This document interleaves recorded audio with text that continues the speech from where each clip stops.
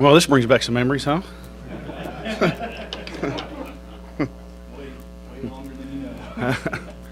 Was it always in here? Always? It was here for long. Was it? Going back a decade or so. I got you. What was it, 2 years ago, right? We were in here? Yeah. Pretty deep. Yeah. I agree with you. A lot of freshmen potentially in that starting lineup, and Not necessarily maybe in the starting lineup, but a bunch of them are going to play, no doubt. and does that? I mean, y'all have showed in the past no hesitancy to play freshmen, but does that ever give you? Any, We're looking at about probably seven guys that have a chance to see the field on our side of the ball anyway. True freshmen. True freshmen. Yeah, no, true freshmen. And we're going to try to do our best as we sub and get them in that they're in next to an older guy. A little bit like we did Julian and Devontae 2 years ago. We felt comfortable playing those guys because the guys around them. And the same thing's going to be here. We won't throw these guys in the game against South Carolina unless an older guy's beside of them. Which we didn't have that luxury last year. We just had to play them all together. So. Coach, someone said that Devontae might still be a little ways off before returning. Does that put a little bit more added pressure on the Shazer, being one of the veterans there in the backfield? Well, yeah, it does, but he's on the opposite side of the other corner, so we don't really have a chance to talk to that guy. It's going to be the safety play. Howard's going to have his hands full with, Victor being out there and not being a full-time player. Has played. He's got his feet wet. He's played on special teams and so forth, but he's going to have to help get Armani lined up and Victor. So he's going to be crucial for us this first game.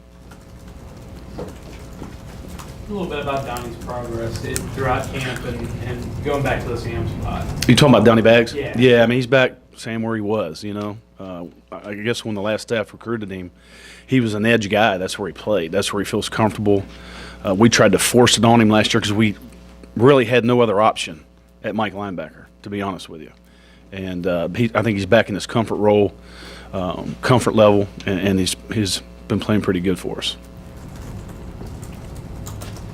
Is the lock still pushing him? Oh yeah, no doubt. Yeah. But Donnie's had a great camp. He had a good spring, really good camp. He's trying to lead a little bit, which is great to see. But yeah, Otaro's one of those seven that'll see the field Saturday. You were at the start of camp. You were eager to see Myles Garrett, as everybody else was. Now after camp, what are your takeaways from him? About what we thought. About what we thought when we recruited him. So we're gonna see him play Oh, yeah. early and often. He has what it takes to be the pass rushing presence that you need. Jordan said you added the strip of the day on turnovers. Right. So is that something you've done other places, or you Yeah. did it here to try to get emphasis Well, it's on a point turnovers? of emphasis. We didn't. We were pretty good at putting the ball in the end zone on defense when we intercepted the ball and so forth and so on. But I think we were last in the SEC in forcing fumbles. A lot of that has to do with pass rush, in my opinion, being a defensive guy. A lot of it has to do with getting a lot of people to the ball. That's when takeaways happen. You take the football away when you get population to the ball, and you're rushing the quarterback. And we just didn't have that last year, so we put an emphasis on it this whole camp. Who are your other good pass rushers besides Myles Garrett and those freshmen? Among the freshmen, Jarrett Johnson. I tell you, Darrell Jackson can rush the quarterback too. He's not big enough to play in this league yet. But if you're talking strictly rush the quarterback, Darrell Jackson can do that too. Speaking of big enough, not big enough to play in the league, Devontae Williams was saying that he's gained 40 pounds since last year. Right. Excuse me, was he just a kid who couldn't hold weight? That's a good question. That I can't answer. I think that the maturation process just happened. He's another year older. He's been with LJ for a couple years now, and we got this beautiful nutrition center, and everything just kind of came together for him, I think. He does now. Yes, he does. Yeah. I mean, a bunch of our guys look good. Larry's done a great job, and that nutrition center's done wonders for Day, Ivan, Alonzo, Hardrick, Jay Arnold. They're all bigger. And that's what's going to happen. As you stay in a program for a while, that's what happens. Kids get bigger, stronger, faster, so forth and so on. You mentioned Day. Talk to us a little about Deshaun Hall, and how impressed were you with his ability to gain weight even after shoulder surgery, Right. but also defend off Garrett? Yeah, he's still defending off Garrett. Been pleased with Day. His lower body has really, really improved. I mean, he looks like a guy. We still have some upper body work to do, because he had 2 shoulders. We still got some upper body work to do. But once that catches up with his lower half, he's got a chance to do some things for us. How much more comfortable are you with the defensive interior this year than you were this time? A lot better. I mean, feel a lot better about it. We got some beef in there. Zakoven Henderson's got to come, period. He can't be a freshman. He has to come because he's a big, strong kid in there. Him and Ivan are probably the 2 strongest in there. Heavy-handed, can hold the point, so he's going to have to come. But, yeah, I feel a lot better. I mean, we're loaded at defensive tackle right now, numbers-wise. What do you see from Mike Davis in the South Carolina running game? Pretty good. Pretty good. I mean, the kid at Georgia and him, based on what I've seen, are probably the 2 best backs in the country that I've seen.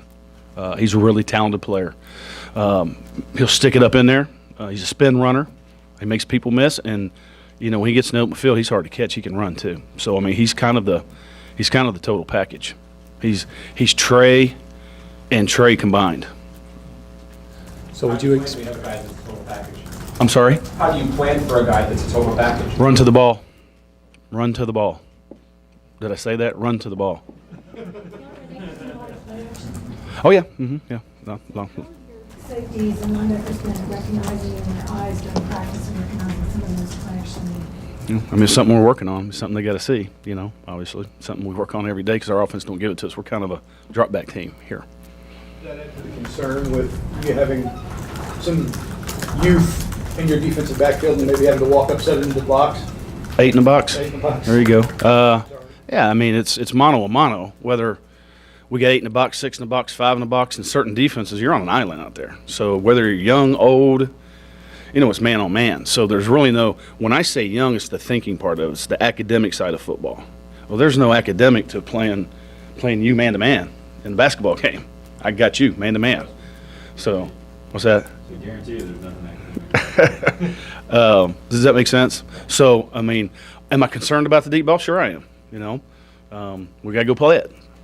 But again, the age factor on those play action deep balls, it's one-on-one. So the kids got to go play. And I've been pleased with Victor. One thing about Victor you're going to see this year, he has no pulse. It's a beautiful thing. It's a great thing to have at corner. He has a short memory, and he's very, very patient.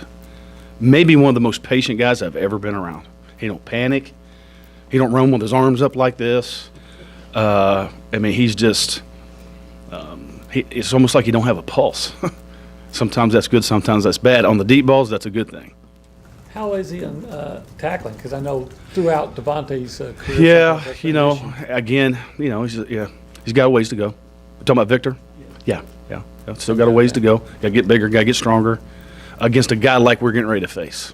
Would you anticipate, based on the fact that Davis is there in their offensive line, and the fact that y'all had some issues with the run last year, that South Carolina come out and try to maybe just run over y'all with Davis? You need to call him and ask him that. That's a really good question. Because I would like to know the answer to that, too. Yeah, just to see kind of, are they going to do fun and gun? Are they going to try to pound us? What are they going to do? That would be nice to You know. don't have an anticipation of what? Yeah, we've prepared for both. Yeah, we've had to prepare for like 2 different kinds of offenses. And the good thing is we've been preparing for South Carolina almost since day one. So it's all been the big stuff because we get all the other stuff from our offense. Does that make sense? So we've kind of had to go against 2 different offenses every day at practice, if that makes sense. And hopefully that's prepared us for whatever Coach Spurrier does. And Coach Sumlin's done a great job of getting us ready for that type of game. And we've got periods where he brings the one offense over and tries to pound us, which How is do y'all great. stand up to that? I guess y'all's A&M's number 1 offense. Yeah, pretty good. I'm pleased right now. So. Tell us about Armani Watts. Rangy kid, smart kid, a kid that went out and we had a little bit of an injury and he had a chance to go with the ones and has gotten better every day. I feel like I can trust him. And he's got range and he's a pretty good tackler. How happy are you with A.J. Hilliard's improvement? We'll see. He's one of the unknowns that's in that starting role that hasn't really played with us yet. He's shown great things in practice, and he's shown great things in scrimmages. Now he needs to show me great things in a game. But I've been pleased with him sitting here right now. He's got to go. He's got to play what we've seen so far. AJ's the guy.